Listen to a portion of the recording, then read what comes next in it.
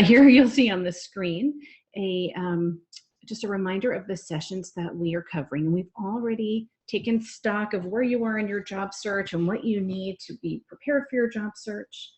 We, in session 2, took a look and identified your ideal jobs and your target market. And if you missed any of those sessions, you can see recordings of them on the Law Career Development YouTube channel. And so just contact LCD if you don't know what that link is, and they can point you in the right direction. Today's session will focus on forming professional relationships and raising your profile within the legal community. So first, let's take a look at the homework that we assigned last week before we dive into this week's session. Last week, I asked each of you to identify at least one action that you could take to close the gaps in each of your who, what, how, and where columns on the worksheet. I asked you to construct and practice your 10-second introduction with 3 different people and to get their feedback. And I asked you to use the resources in the handouts to add at least 10 potential target organizations or employers to your prospective employer list, and to then do some research about those organizations and identify any potential connections you have. I'll just pause here for a moment. How did that go? Would any of you like to share any feedback or questions that came up for you while doing your homework? I'll pause for just a moment, and you can use that chat feature. If you're not sure how to access it, if you move your cursor around, you should see a little menu bar, and there should be a place where you can click to chat.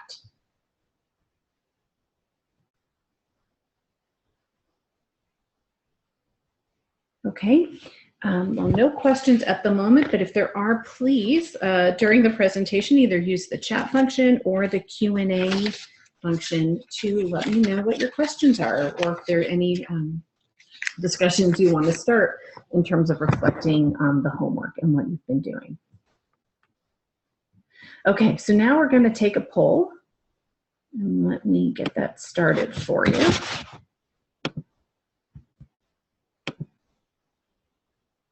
Okay, so the prospect of building new relationships makes me feel excited because I like to meet new people.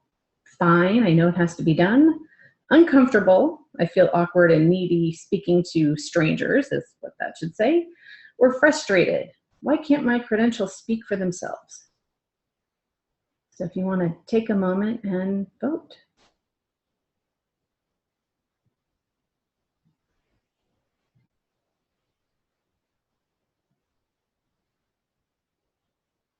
Okay, well, let's end that poll. And 100% of you indicated that building new professional relationships makes you feel uncomfortable. You feel awkward and needy speaking to strangers. And I will tell you that that is a really common reaction. And that's why we're having our conversation here today. So by the end of today's call, hopefully you'll feel a little bit better about why it is we're talking to other folks and how to do it in a way that feels more natural to you.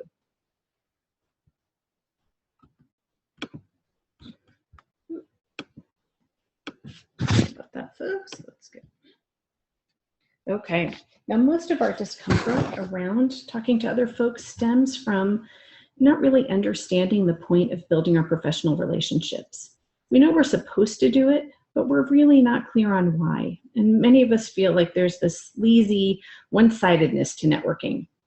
In today's session, we'll first focus on the value of building professional relationships. And once you have a clearer sense of purpose, we'll talk about strategies you can utilize that are authentic and effective. Well, people think you're supposed to network to get a job, and there is some truth to that. Law Career Development surveyed the class of 2015 about their job status 10 months after they graduated. The most frequently cited source of the jobs that those graduates had was through some sort of referral or networking. In fact, 3 times more people found jobs through networking than the next most common source. But that's only one piece of the puzzle.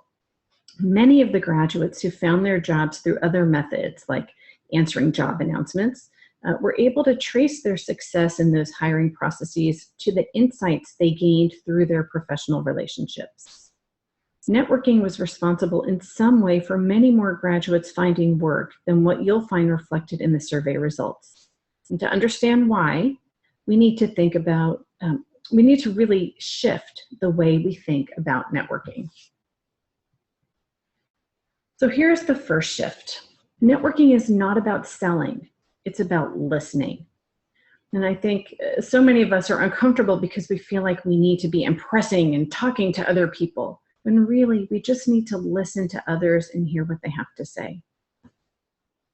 And the second big shift is to not focus on what you can get out of the relationship, just focus on what you can learn from the relationship. So in other words, our goal is not to use people for personal gain, but to build relationships and ties organically to expand your understanding of the profession and your role within it. And as you approach this process, I want you to focus on what you can learn from other attorneys about what it means to be successful in your field, what you can do to prepare yourself to meet the expectations of future employers, and how you can contribute to the profession and bring value to your future employer and future clients. So if it's not about collecting business cards and LinkedIn connections, what are the real reasons to build relationships with legal professionals? There are 4 key ways that you can benefit from getting to know people in your target industry. The first is market research and learning about specific hiring practices for your target employers. The next reason is to learn how to fill gaps in your credentials. We also want you to build relationships so that you can find support and guidance for your job search. And finally, building those relationships can help link you to opportunities, particularly those positions that are shared word of mouth and not promoted in other places. Ironically, by bringing your curiosity to each encounter you have, you will gain more from your relationships than if you spent your energy trying to impress people. So let's take some time now to explore each of these 4 reasons a little deeper and develop some strategies you can use to up your game. So the first reason is market research and learning about hiring practices. So if you don't have much experience in your desired area of employment, it's extremely helpful to talk with attorneys in the field to find out what the work is really like. And if you have that experience, you want to learn which elements are most marketable. In either event, you'll want to understand the unique hiring processes and dynamics of your target employers. So when you have conversations with attorneys, I want you to use those conversations to understand what the work is really like. What are employers' expectations from candidates? When and how do they hire entry-level attorneys? What is the career outlook in your field? And what is the typical trajectory for an attorney in that area? In other words, what is the career path? Who are some of the other employers or organizations that handle the kind of work you're most interested in? And what would be the best way to present yourself to future employers? Who else should you be meeting with to learn about the field or build connections? And how would an employer respond to your credentials? There are many more, but this gives you an idea of how to get started as you begin to prepare to talk to folks if your goal is to really understand the market and hiring practices of your future employers. The next reason we discussed was learning how to fill gaps. And do you remember in last week's session when we walked through that process of uncovering gaps in your credentials? Use the conversations that you are about to have with attorneys to get really clear on what those gaps are and some specific advice on ways that you can fill them. So using the worksheet from session 2 to focus your questions, you can ask attorneys, to identify for you what are the gaps that they're noticing in your credentials and how they recommend that you fill those gaps. Are there organizations to join? What are the ones that they find most useful for their professional development? And where do they go to fulfill their CLE requirements and why? What publications are they reading to stay current on developments in the field? And what kinds of legal experiences should you be seeking to fill any gaps in your skills? These conversations can help you cut to the chase so that you can be efficient with how to upgrade your credentials. Make sure the information you get is as specific as possible. Now, as we discussed in our first session, looking for a job can be very isolating.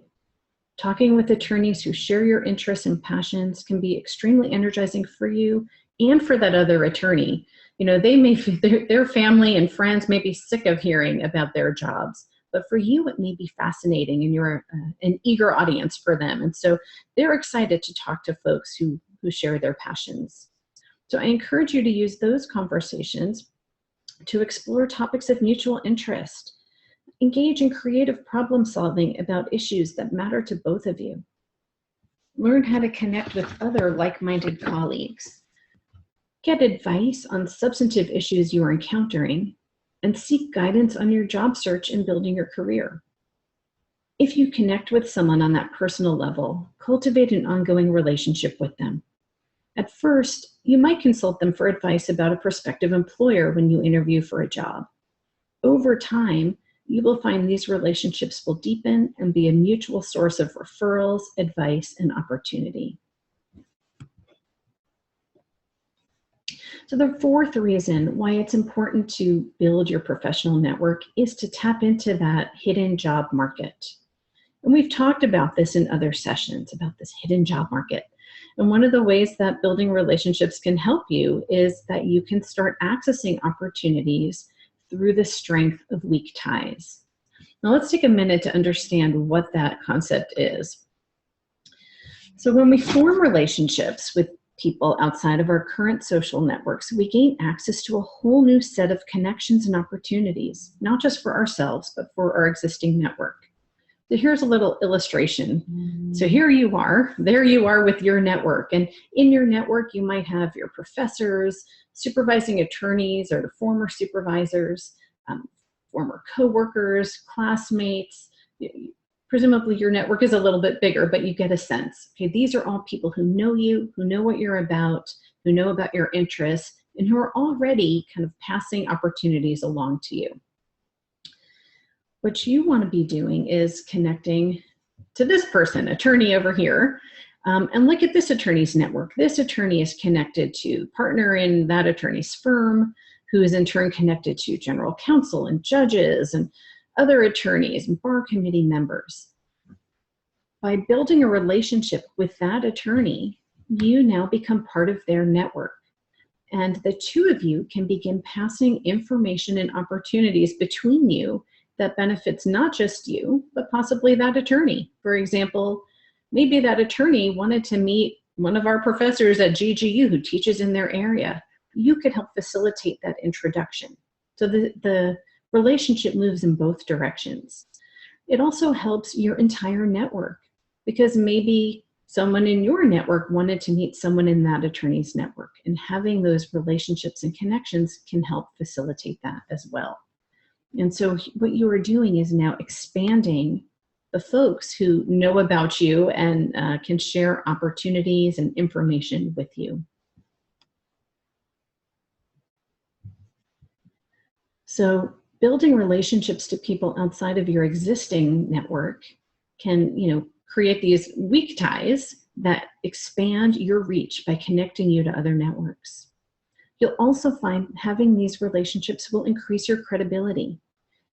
You can also maximize the opportunities that you hear about, because now you're part of a larger set of connections.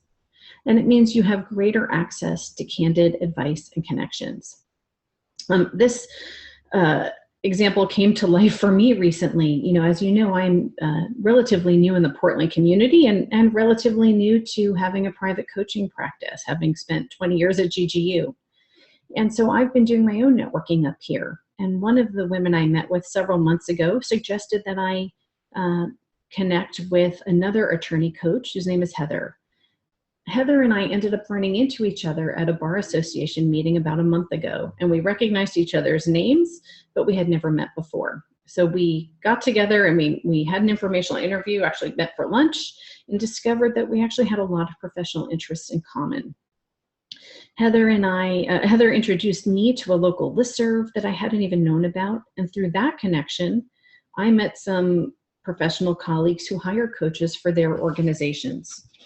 So had Heather and I not had that first informational interview, or even before that, had I not met with the attorney before that who suggested I even meet Heather, I never would have heard about these more recent opportunities or networks. And this is happening for me daily in terms of the community and the networking I'm doing here. And it's really showing me the value of building these relationships. So, keep in mind, your friends and colleagues already know you, and they're already passing along opportunities to you. So what you want to do is expand that network so more people know about the work that you're doing and the talents that you have. And frankly, you also want to be sharing opportunities with this more expanded network. So now that you have a better understanding of why you're supposed to be connecting with others and some of the benefits you can gain from those connections, let's explore how to connect with people. And we'll look at that one-on-one. We'll look at how to connect with people in smaller groups, and we'll look at how to connect with people in larger group settings. I'll be offering several suggestions. And as always, I want you to find those suggestions that are most authentic to your personal style. The more relaxed and comfortable you are, the more productive you'll be. So let's start with one-on-one conversations, since even your group encounters are really just a collection of multiple one-on-one engagements.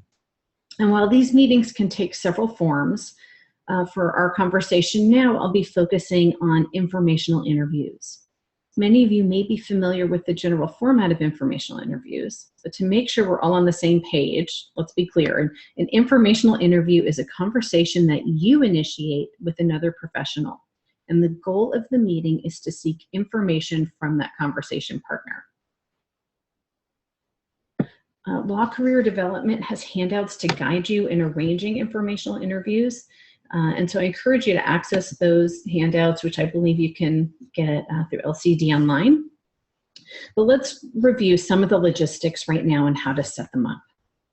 So the first thing you want to do is identify the person you want to speak with, and give some thought to what the focus of that conversation will be. Which of those 4 categories will you be focusing on? And it could be more than one. You don't have to pick only one, but you do want to be clear, kind of what's your agenda for the conversation. Being clear on your goals will help you get the most out of that conversation. Next, you want to send that person an invitation to meet. And if you, in your invitation, which typically would be by email, you want to highlight any mutual connections that you have. So if you had a person in common, so for example, when I reached out to, if I were to reach out to that woman, Heather, I mentioned, I could put in the subject line of the email, referred by, and then the name of the person who first gave me her name. I encourage you to also mention that mutual connection's name in the first paragraph of your message. You can summarize the goal and focus of your conversation. You want to make it clear that you are not asking for a job. Now, I want to be very clear about this. It's not that you don't need a job or don't want a job, but what you are not going to do is put this person on the spot and ask them for a job. So I want to make sure that that distinction is clear. In that invitation, you want to provide a brief summary of your background, just a sentence or two, just explaining, you recently graduated, your focus is on X. Maybe you can even use that 10-second introduction that we worked on last week. And then maybe suggest a time and place to meet, or let them know, or maybe not so much a time and place just yet, that might be presumptuous, but let them know that you're willing to meet at a time and place of their convenience.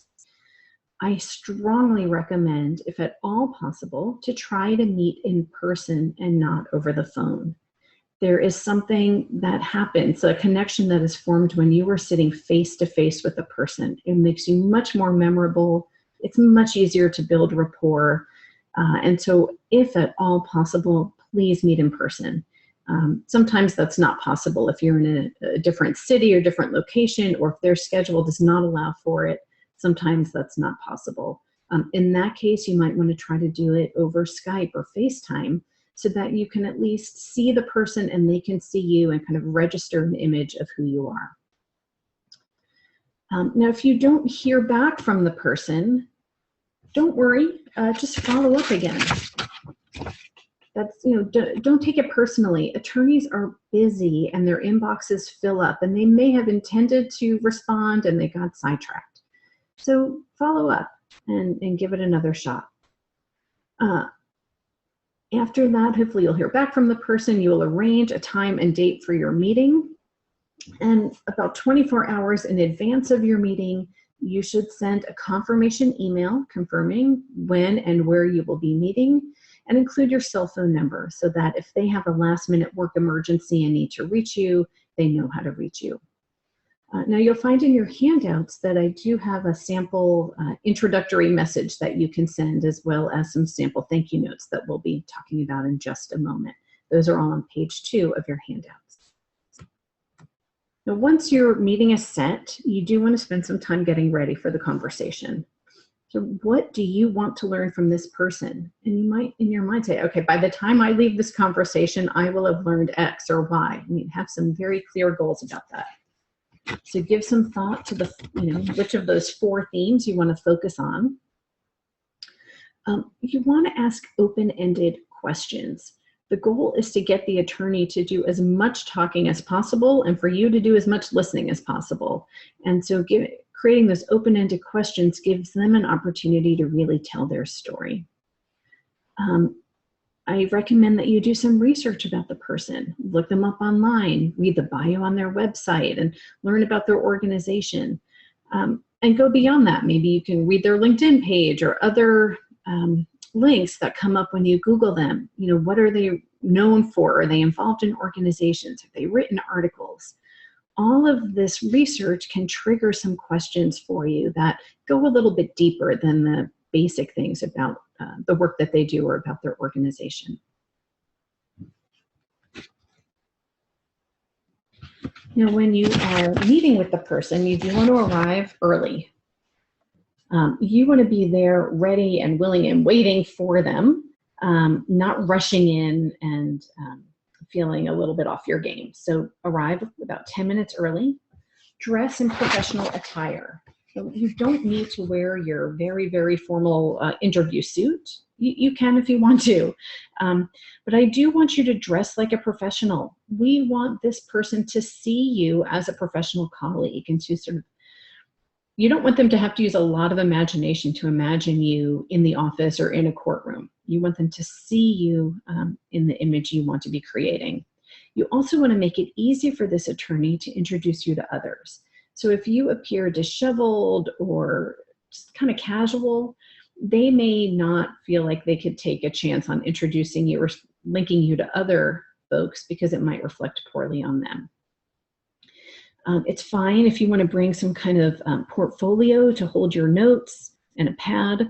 It's fine to bring a brief list of questions that you'd like to address, but make sure that you're making eye contact and engaging with the person. I do recommend that you bring a clean pad to write down any notes. I have to say it's very disheartening for the person being interviewed when the interviewer doesn't write down anything that they're sharing. It feels like you don't have any interest in their pearls of wisdom that they're offering to you. So unlike a job interview where I typically don't encourage you to take notes, in an informational interview, I do encourage you to take notes. You want to start your conversation just thanking them for their time and making themselves available, and clarify how much time they've allocated to the conversation if that hasn't already been clarified before. And once they tell you how much time they have available for you, you need to honor that time. These folks are really busy. So use the conversation to ask those open-ended questions and to do more listening than speaking.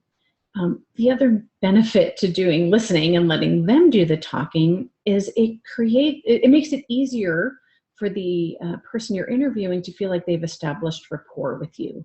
If you are curious about what they have to say and interested in what they have to say, they are going to warm up to you very quickly. So you do want to ask the questions that you developed in your preparation. Your goal is to get candid insights, advice, and observations. So be prepared with your questions, be prepared to talk a little bit about yourself when they ask you those questions, and be really clear about the areas where you'd like some feedback. If you want feedback on your resume, first ask them if they're comfortable providing it. And if they say yes, pull out a nice, clean, hard copy of your resume for them to review. And you can even point them to the things you're most concerned about. So you could say, I'm struggling with whether I should have a 1-page or 2-page resume, or how do you think the phrasing for this job looks? Could I phrase it better? If you point them and ask for candid feedback, they're more likely to provide it. Now, if they do provide you with some critical feedback, you need to graciously accept whatever they offer. Do not be defensive. And you might try to ask them for the rationale behind their advice and feedback so that you can really reflect on that and decide if you want to make the changes that they're recommending.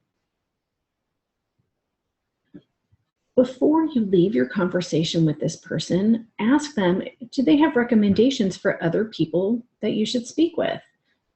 Perhaps they work in a small firm and they know someone who handles work in a government setting that you might be interested in, or they have another colleague who they think you might hit it off with. So get those recommendations and then ask if they would give you permission for you to use their name when contacting those other people. It's a good idea to try to leave your meeting with some action items and next steps. So if you'd like to stay in touch with this person, ask if they're comfortable with that. And, would it be okay if you followed up with them down the road if you had additional questions? And of course, you want to express your appreciation for their time. So if any of you have experiences with informational interviews that you'd like to share, please use the chat feature to do that.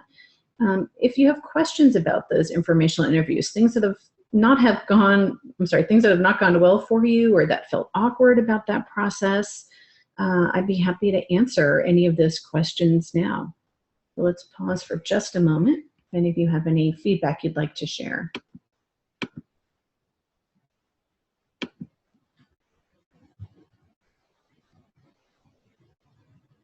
Okay, so I talked a little bit about the informational interview itself, but the real magic to the informational interview, or frankly any of these sort of networking conversations, is in the follow-up. That's where the magic happens. So I want to be really clear about some strategies here that you can use to follow up your informational interviews to really solidify and grow these relationships. So the first step is within the first 24 hours of your meeting, I recommend that you send a thank you note to the person you met with. It can be by email, it could be a handwritten note. In any event, however you send it, you should be expressing your genuine appreciation for the conversation. Mention 1 or 2 takeaways, something that you learned or picked up on that really added value to you. And if they provided resume feedback for you, update that resume and provide an updated version and send it back to them. And so that's a really great way of making sure they have in their inbox a nice up-to-date version of your resume. You can also send an invitation to connect on LinkedIn. Now, do not use that generic invitation that LinkedIn has. Instead, include a personalized note letting them know how much you enjoyed your conversation and inviting them to join your network. We'll be talking about LinkedIn a little bit more next week. So then within 72 hours of your meeting, I want you to take a look at whatever notes you took and review them. What actions can you take? Were there people they recommended you reach out to? Are there organizations they recommend you look into joining? Organize those notes and calendar some tasks for yourself to follow up from that meeting. Now, most people would stop there, and that would be fine. But you guys can do better, so don't stop there. Here's really where the strength of this process is. So within 3 to 4 weeks of your informational interview, send a follow-up email to the person you met with. And in that message, let them know that you followed up on some of their advice, and let them know the positive results you got from that, right? So you might say, thank you for suggesting I meet with your colleague, Mary. She and I met last week and we had a terrific conversation. She gave me great advice on organizations I should join, or whatever it is. But the idea is that, by showing that you are a doer, somebody who follows through, it gives them the impression that you're serious about your career goals. And it's also a really tangible way to show them how much you valued their guidance. Now, either in that message, or maybe, one of the earlier messages you send, or in a later message you send to this person, find something to do for the interviewee. So, for example, you could send a link to an article or a resource. So sometime, if you had just read an article that was in an area that would interest them, send them a link. Or if you know of an event coming up, maybe there's a high-profile speaker at Golden Gate that they may not have heard about, send them information about the event. Or maybe make an introduction. Maybe when you spoke to them, they expressed interest in becoming an adjunct professor. That used to happen to me all the time when I worked at Golden Gate.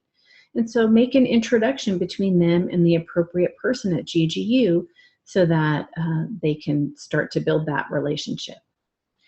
Doing something for the other person helps make the relationship feel more reciprocal and more balanced. And it is a great way of building a relationship that will last beyond that first informational interview. I recommend that you continue to circle back to that person periodically to check in and provide updates. Try to have a reason for the communication, so it's not just, hi, I'm still looking for a job. But maybe you heard about a bar association event and you want to see if they're going, or, share an article or whatever it is. Each of these communications strengthens the tie between you and that attorney and makes you more memorable to them. And so you go from being that recent grad who they met with for 20 minutes to a colleague who's sharing resources, who's following through on actions. It gives you a lot of credibility, and so they're much more likely to introduce you to others. And in fact, what I have found is every time you circle back, it gives them an opportunity to share something new with you. They may not reach out to you on their own, but when they hear from you, they may say, oh, I'm so glad you wrote. Did you hear that so-and-so firm is hiring? Here's a link to the job. I've seen that situation happen a lot. So each message you have, they are likely to respond and share a resource for you. So find a way to stay in touch every, 6 weeks, 2 months. And I recommend that you calendar these communications. And we'll talk a little bit later about staying organized. But that's part of the process, is finding ways of staying connected and staying on people's radar screens. So now that we've talked about one-on-one meetings, let's expand to conversations in group settings. So really what you want to do is figure out, where do your people hang out, right? The lawyers that you one day want to work with, where are they? Where can you find them? As we identified last week, they could be at bar associations, industry organizations, community groups, or CLE events. Use your informational interviews to identify which organizations to focus on and then start to get involved. I typically recommend that you consider joining 3 different kinds of bar associations. The first is a county or regional bar association. So if you plan to practice in San Francisco, take a look at the Bar Association of San Francisco. Or if you're going to be practicing in Oakland, take a look at the Alameda County Bar Association. But so find kind of a general bar for your professional region. I also encourage you to look at affinity bar associations. So if you identify by gender or race or ethnicity or sexual orientation, and if there is a corresponding bar association, join that. So for example, when I was in San Francisco, I was a member of Queen's Bench, which was a women's bar association. And then I encourage you to look into practice area bar associations. So if you want to practice intellectual property law, join the San Francisco Intellectual Property Lawyers Association. So hopefully that is pretty clear. For your homework, I want you to select 3 different bar associations that you will explore. And if you look in your homework in the handout packet on page 3, there's a little chart that you can use to record what you're learning about these different groups. You know, who are they? What services do they provide? What are their membership rates and policies? And to the extent you can afford to join them, I would encourage you to do so.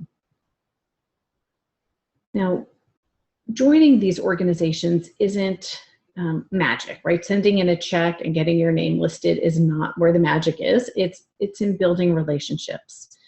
And so for most of us who are more comfortable meeting in small groups than in those large mixers, I would encourage you to find intimate settings within the bar associations to connect with people. In essence, you want to create the shortest line from being an outsider to becoming an insider. And the easiest way to do that is to identify opportunities that interest you. So look for opportunities within your organizations to serve on committees, assist with projects, maybe draft an amicus brief, or help plan an upcoming event. You know, right now there's a lot of stuff with the election. So if your bar association's doing a get out the vote campaign, maybe you can get involved with that. But connecting with folks in a smaller setting or working towards a shared goal is a really, it's a nice way to break down some barriers and make the conversation feel more natural. Now, if you're not sure what the opportunities are, you can reach out to the membership or volunteer coordinator within that organization. And if they do list committees on their website, they'll often list the committee chair people, and you can reach out to those folks to learn more about what they're doing and what needs they might have. So focus on activities that are intrinsically interesting to you, and that will make sure your involvement will be time well spent, and you're most likely to meet people who share similar interests and have similar goals to you. These are exactly the profile boosting activities we talked about in last week's webinar.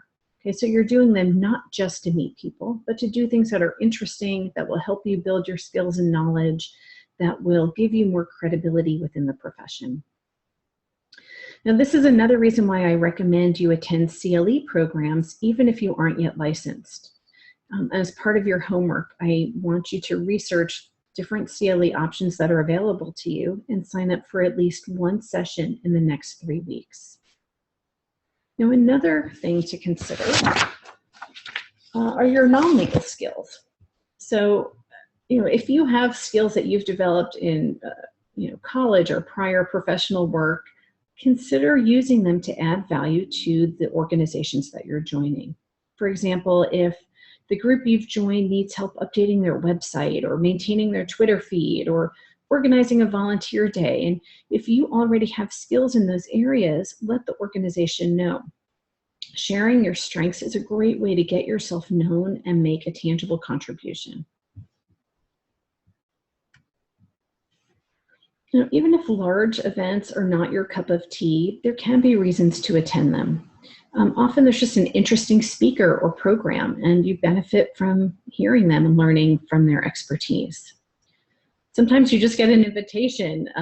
Maybe someone you've met through your networking activity invites you to join them at a bar association event, and so you go. And often it's a great way to get to know the mission and leadership of an organization. So if it's their, annual installation of officers, that's usually a great way to understand who's running the organization and what their values are. So I do have some strategies to make those large group settings a little more comfortable for you. First, be prepared. Know something about the organization and be familiar with the names of their staff members and leadership. And usually you can find this information on their website, usually in the About Us tab.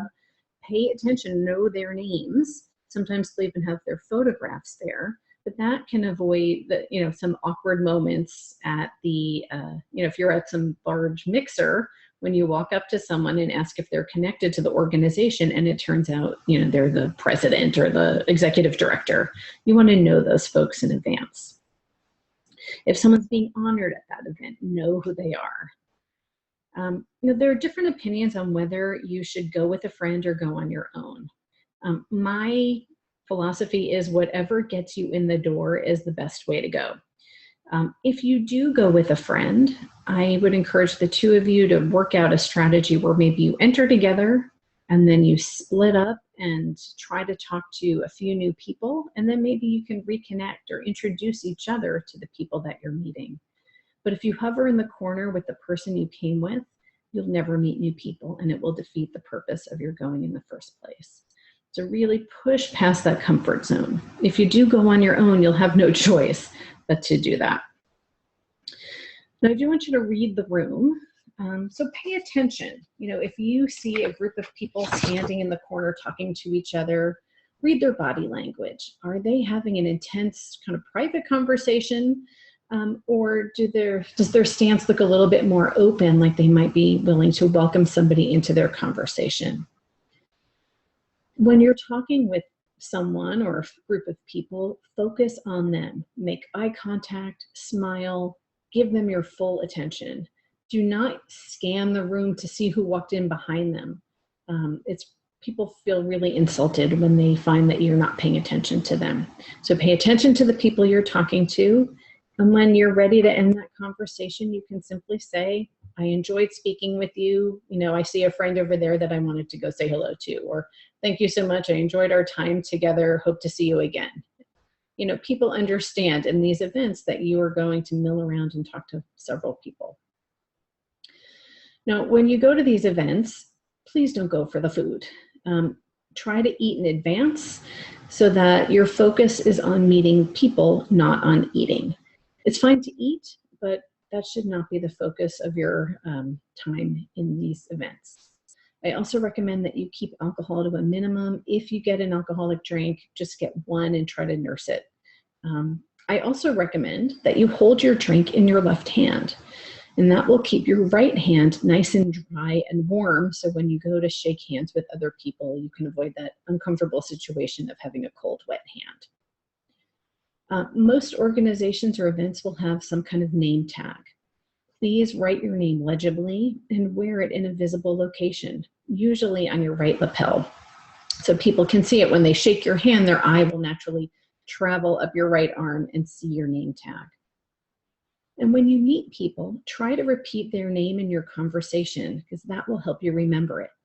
Now, if you're talking to someone and they've introduced themselves and they're not wearing a name tag, and you find that you have just forgotten their name 10 seconds after they introduce themselves, that's okay. And maybe towards the end of the conversation, you can simply say, I'm so sorry, I forgot your name, or I spaced out on your name. Can you remind me of your name? That's fine. It happens to all of us, and people will, they understand that feeling of vulnerability. That might also be a good time to ask them for a business card if you don't feel comfortable asking them their name again. And take a look at their card and remember them. And when you leave the event, it'd be a good idea on the back of those business cards to write a few notes about who the person is and how you met them, and maybe some things from the conversation. Now, it's helpful to have in mind a few open-ended questions that you can bring with you to events like this to get the conversation flowing. And if you've done that prep in advance of knowing who the organization is and knowing what you want to know about your own career trajectory and gaps you're trying to fill or ways you want to get involved in this organization, then the homework will have been done for you. So bring those questions with you. And you might even want to have a few stock questions that you can pull out at moments like this. So let's talk again about the follow-up, because once again, this is where the magic happens. So within 24 hours of meeting people at an event, take some notes, like I mentioned, on their business card, and add them to your networking log, which we'll talk about in just a moment. And then take some immediate action. Now, if person is somebody you'd like to follow up with. So maybe you had a great conversation, but it was short and you have more questions for them. Send them an email invitation for lunch or for coffee or just an informational interview in their office. And at that point, you would just follow the informational interview protocol from that point on. You can also send them a LinkedIn connection request. And in that connection, you can say, I really enjoyed meeting with you last night at the such and such event. Hope to see you at the next one, something along those lines. If the person you met with was pleasant, but you don't have any immediate need or interest in following up with them, I would still encourage you to send them a follow-up email, thanking them for chatting with you or letting them know how much you enjoyed the conversation. You never know, it may be a month from now, 6 weeks from now, you realize that you want to follow up with that person. And it will be much easier if you kind of cemented that connection after the event. It'll make you much more memorable. So the idea here is to just slowly and naturally connect with people. And if they seem to be enjoying a conversation with you at the event, I can't imagine why they wouldn't want to answer further questions from you. Your goal ultimately is to convert people from chance encounters that you meet at bar association events and convert them to becoming your professional colleagues. So I encourage you to stay organized. You guys have so much going on and so much information that you're sorting through. And so it's important to stay organized.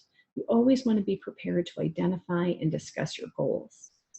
I recommend that you develop and use a tracking system to keep track of the folks that you're meeting, the activities you're getting involved with. And you can see a sample of this on the first page of your handouts. I actually like to use a spreadsheet. So I've used Excel. I've also used Google Sheets so that I can access that from wherever I am. And so have something that you can keep building onto. So I gave you something to get started on paper, but you'll find doing something electronically may be easier. And then you want to schedule periodic follow-up communications with your contacts. So using those timeframes I suggested earlier, if you know you met with someone today, then calendar out, 4 weeks from today is when you're going to do another follow-up communication with them, or whatever the timing is. And actually put it in your spreadsheet and put it in your calendar so that you remember to do it. Review your notes periodically. Maybe when you met with someone, they gave you several suggestions and only a few of them really resonated with you at the time. But upon reflection, some other ones might spark your interest. So go back and see what is it that they suggested that you want to act on, and that may become a catalyst for sending another follow-up message to that person. So set some goals for your informational interviews and activities. And as we talked about in our first session together, it's important to celebrate progress. So if you're nervous to send that invitation, but you send it anyway, celebrate, or even better, when they reach back and say, yes, I'll meet with you, or you have that meeting. Celebrate, find little ways to recognize that you are putting in the effort, and also to reflect on what you're getting from it. Most of us find that even though we're a little intimidated to have these conversations, you walk away with knowledge and feeling more energized. So ultimately, all of these efforts feed each other, right? You might learn about a CLE event from your informational interview. And at that CLE event, you learn about another organization you want to join. At that organization, you might connect with someone who becomes a mentor, right? And while all of this is happening, you are defining your professional identity and strengthening your professional community. Through these relationships, you are likely to hear about more opportunities and you will have more credibility when you apply for positions. And if that wasn't enough to convince you that you need to get out and meet people, remember, the legal field is relationship driven.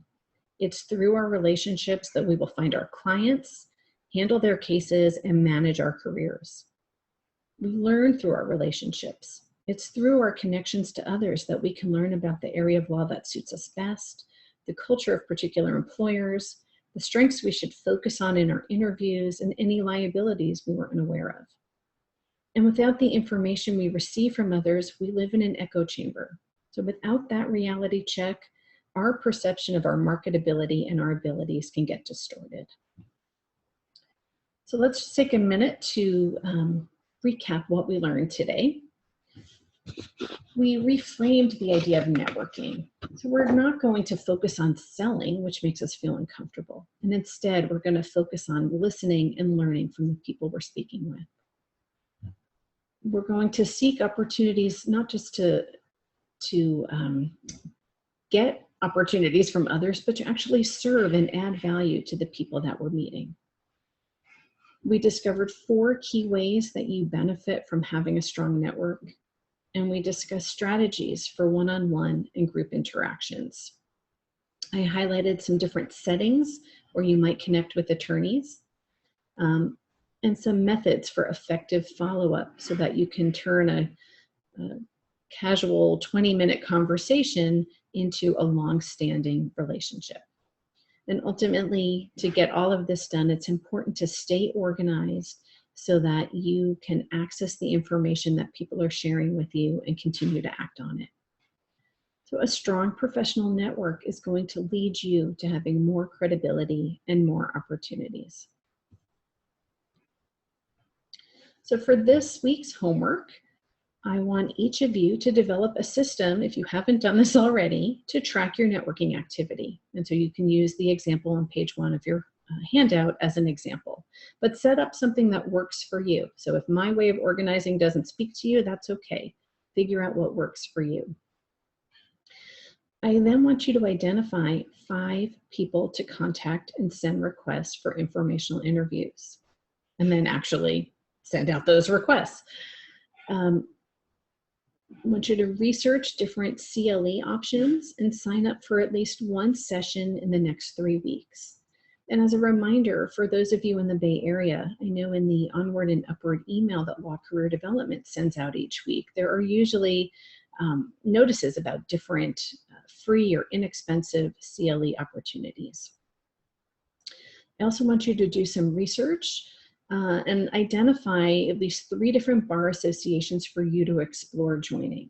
So as we talked about, one should be a regional or county bar association, one could be an affinity bar association, and one could be a subject area bar association. So take a look. What are the benefits that they offer to their members? Do they offer free membership for new lawyers? What does it cost? What do you get? And if it's feasible at all, I would encourage you to join. And then record all of this activity in your tracking system. And then when you've done that, celebrate your achievements along the way. So are there any questions from today's session or any of the prior sessions that you haven't had an opportunity to ask? If so, you can, if you move your cursor around, you should be able to activate that Q&A window, or you can put your questions in the chat window.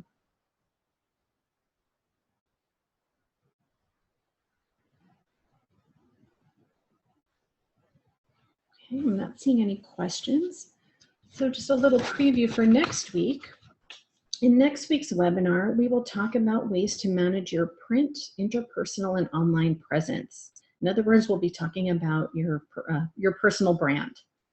And we'll make sure that your job application materials are supporting your brand and supporting your job search efforts. We'll also take a look at business cards and holiday cards and note cards. We'll also take a look at email, like your signature block, and ways that you're using email to communicate and make sure that you are presenting yourself in the most professional way. We'll take a look at your social media presence and how do you use tools like LinkedIn to enhance your brand and enhance your network. And we'll also spend some time talking about interpersonal presence. We'll talk about public speaking skills and attire. So if you have any questions along these lines that you would like for me to address in next week's session, please email them to lawcareer@ggu.edu and they'll pass those suggestions on to me. And if there are any other topics that you would like to see in our future sessions, please send those along to lawcareer@ggu.edu. So that's it for today's session, and I will look forward to seeing all of you next week. Thanks for joining me today. Bye-bye.